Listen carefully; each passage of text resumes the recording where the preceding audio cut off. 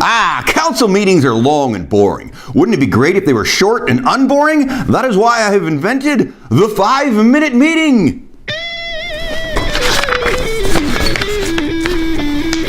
Jim Volkenstein here with the February 20th Ashland City Council meeting. They started off with a guy from the Transportation Commission. He's a nice guy. He talked about, they did the Nevada Street Bridge discussion. Even though nobody liked it, they talked about it. That was a good thing they did. And they made a brochure, and they have recommended 2 crosswalks, and they're trying to make bikes work well through town. And there was public comment after that, and a woman said, "I love this commission. They're the best." And then a guy from the Trails Association, AWTA, he said, we build trails, and we work with the city and the Forest Service, and we clean up garbage and clean up hippies and put in signs and benches and keep hikers and bikers from killing each other, and we have lots of volunteers. And then this guy said, he goes, what about races? What do you guys do for, there's races on those trails, right? And then the guy said, he goes, yeah, the races use our trails, but we don't care. We just build the trails. That's all we do, and we map them out. Then, public forum. So then, public forum, the tiny house lady came up and said, hey, we've been proposing to buy land on Clay Street from the city, and you're not getting back to us. And we know there's another bid for that property from some other place, but housing place.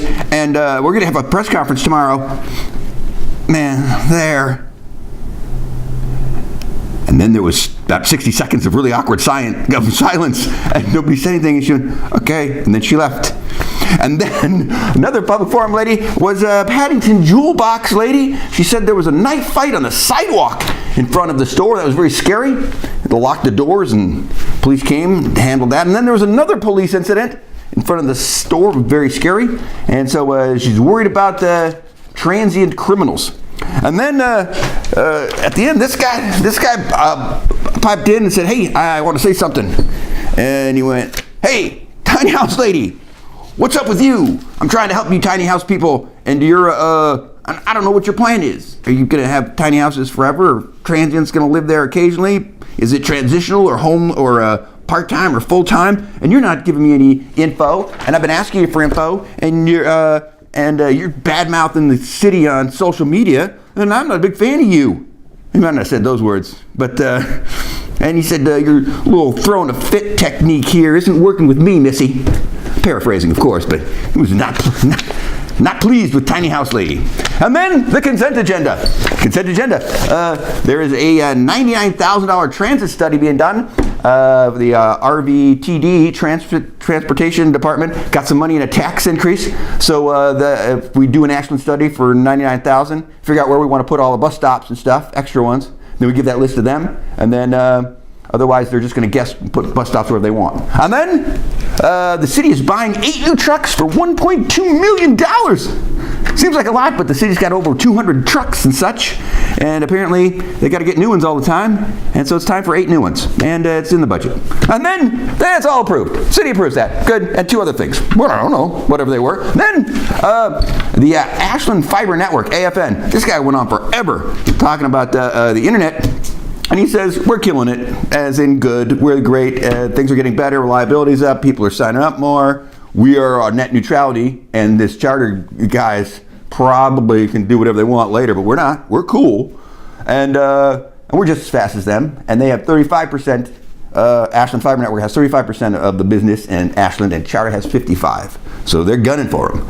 And he says, we're making more profit, but apparently, the city spent $1.2 million in debt to start up this fiber network. So this guy went, first she said, she goes, hey, so if you join Ashland Fiber Network, you're helping pay down the city debt. And the guy said, yeah, we are. And then she said, that's probably a good thing to tell people. And then this guy was unpleased. He said, I want to know how much money everything makes in your system and how much you're charging people, and I want to know your marketing plan. I want to know everything. And then the AFN guy said, well, we're trying to out-business Charter, so we got we're working on some secret, business plans and ideas and things, and we don't want to just put them in the public record. And he goes, I want to know everything. And then the city attorney guy and the city finance guy both went, okay. but maybe just come on, we'll talk about this a little later. Like maybe we shouldn't tell all the secrets. And that kind of decided to speak some other time. Maybe they're coming back. I couldn't remember. Okay, and then the applications to be appointed new counselor are due on May 2nd because there's a new spot open. There's a guy that's not here anymore, that guy. And then on March 6th, at the next council meeting, they're all going to pick the top 10 or something. And then they're going to interview everybody. And then on March 20th, the council is going to vote on who their next best friend's going to be.